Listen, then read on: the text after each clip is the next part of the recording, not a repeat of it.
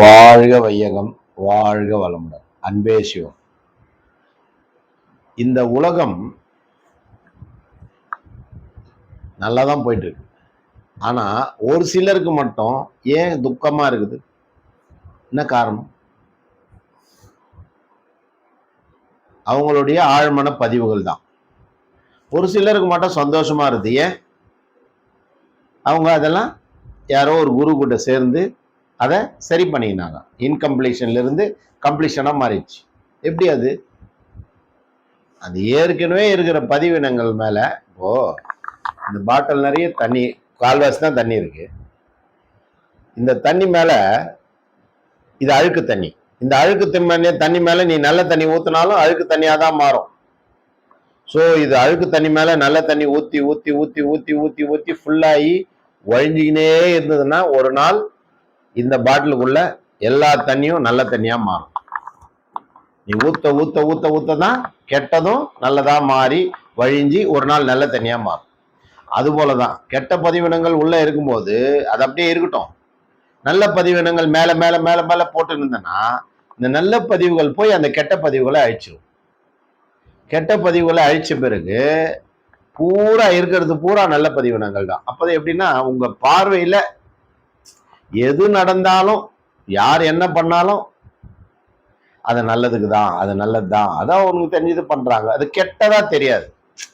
அது ஒரு முரண்பாடோட இருக்காது, குதர்க்கமா இருக்காது.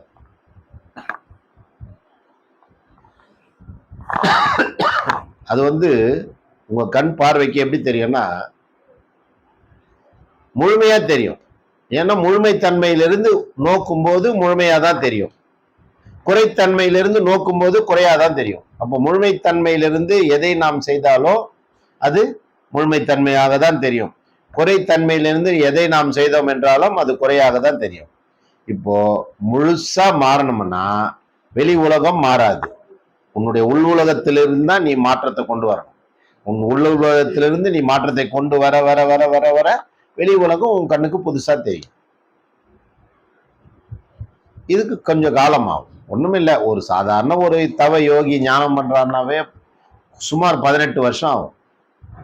அவருடைய 2 சுவாசத்திலிருந்து சுவாசம் சுழுமுனைக்கு போய் சுழுமுனா சுவாசம் வந்தா மட்டும்தான் அவர் ஞானிய. இல்லைன்னா சும்மா வேஷம் போட்டுன்னு தெரிவாங்க நிறைய பேர். அதெல்லாம் நம்ம சொல்லக்கூடாது. பிராங்க் என்னன்னா உள்ளுலகத்தை பொறுத்துதான் வெளி உலகம். உன்னுடைய உள் உலகம் எப்படி இருக்குது, என்ன மாதிரி பதிவிடங்கள் பதிய வச்சிருக்கிற, உன் சப்கான்சியஸ் மெமரி பவர் என்னவா இருக்குது, சப்கான்சியஸ் மெமரி என்னவா இருக்குதுன்றத நீ பார்க்கணும். அப்படி பார்த்து அதை கிளியர் பண்ணிட்டா உலகத்தில் உள்ள எல்லாமே உனக்கு நன்மையா தான் தெரியும், நன்மையை செய்யும். புரியுதா? இதற்காக தான் குருமார்கள் அவதாரம் எடுத்து வருகிறார்கள். அவர்களை சரி பண்றதும் இயற்கை தான். அவர்கள் மூலமாக இருந்த இயற்கை உங்களை சரி செய்யும். அவர் சரி செய்யறாருன்னா அவர் ஒன்றும் கிடையாது, அவருக்குள்ள இருந்து ஆட்டி வைக்குது இயற்கை, பிரபஞ்ச சக்தி. அதை நீ புரிஞ்சுக்கணும். அதை புரிஞ்சு அதனோட தொடர்பு கொண்டு உன்னுடைய குறைகளை நிறைகளாக்கி கொள்ள வேண்டும். அப்படி நிறைய ஆக்கிட்டோம்னா நம்மளும் ஆனந்தமா வாழலாம். இதுதான் வாழ்க்கை.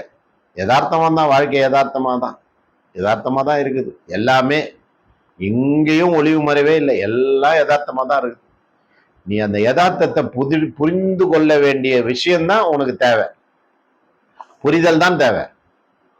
யதார்த்தம் எல்லாமே யதார்த்தம் தான், எதுவுமே இங்க சூட்சமம் கிடையாது, எல்லாமே யதார்த்தம் தான்.